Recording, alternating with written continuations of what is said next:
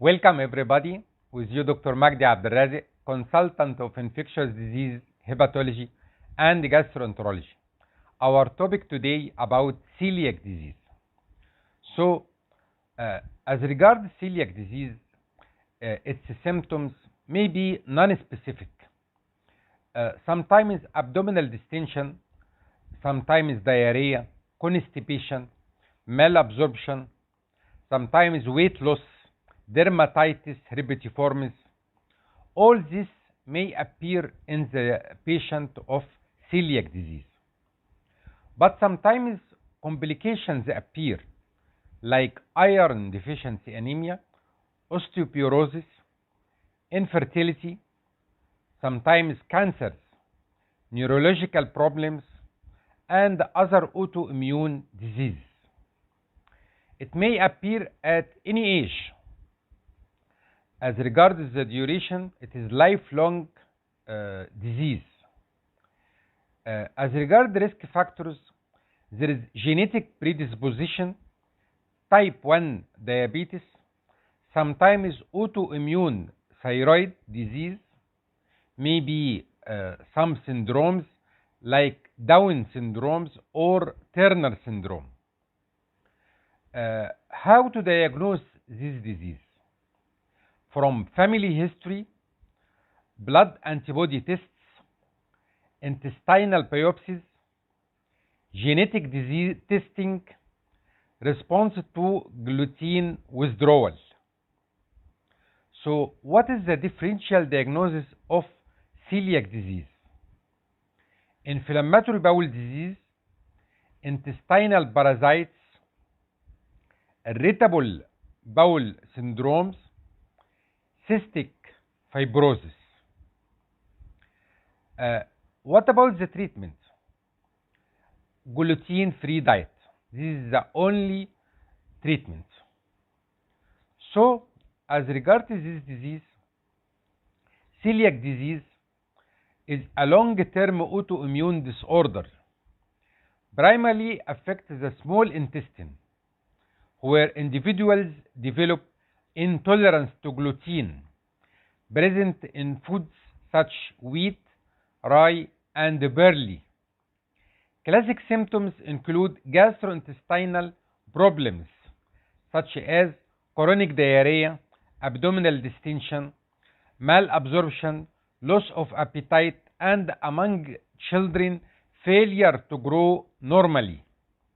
This often begins between 6 months and 2 years of age, but sometimes this disease comes at any age.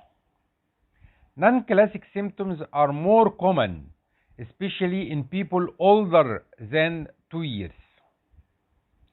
There may be mild or absent gastrointestinal symptoms, a wide number of symptoms involving any part of the body, or no obvious symptoms. Celiac disease was first described in childhood. However, it may develop at any age. It is associated with other autoimmune disease such as type 1 diabetes mellitus and Hashimoto thyroiditis.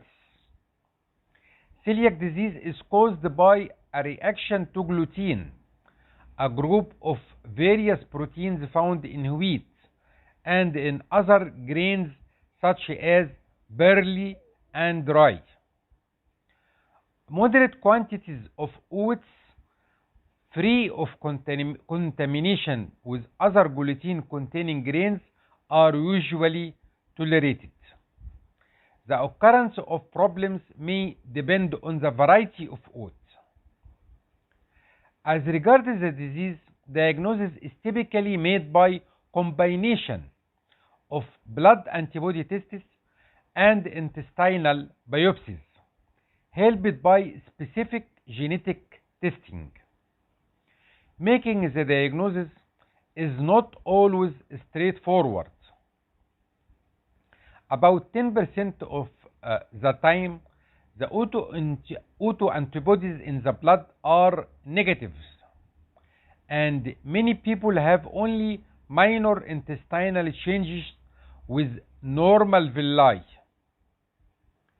People may have severe symptoms and they may be investigated for years before diagnosis is achieved.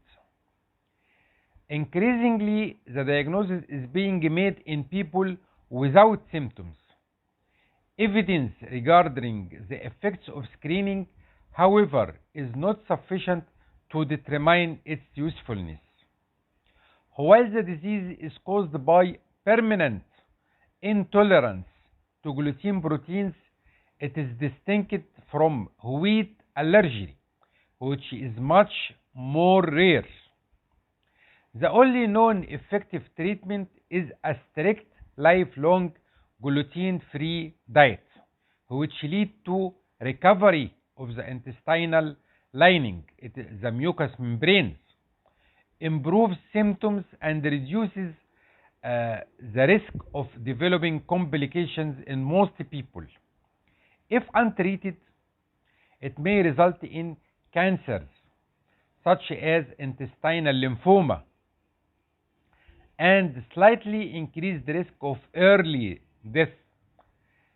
As regards this disease, as regards signs and symptoms, it may be gastrointestinal problems and also malabsorption related problems.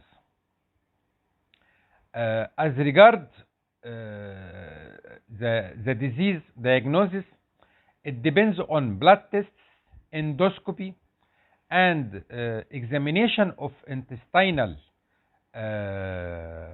mucous membrane and other diagnostic tests. As regards the gluten withdrawal, this will improve the condition.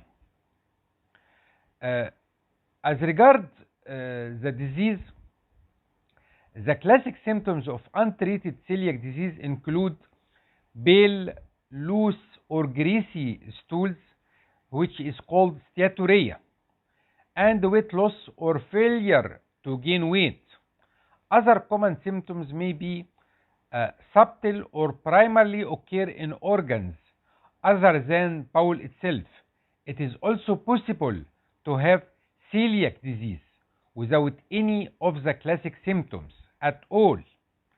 This has been shown to comprise at least 43% of the presentation in children. Further, many adults with subtle disease may only present with fatigue, anemia, or low bone mass. Many undiagnosed individuals who consider themselves asymptomatic are in fact not, but rather have become accustomed to living in a state of chronically compromised health. Indeed, after starting gluten-free diet and subsequent improvement becomes evident, such individuals are often able to retrospectively recall and recognize prior symptoms of their untreated disease that they had mistakenly ignored. Thank you very much.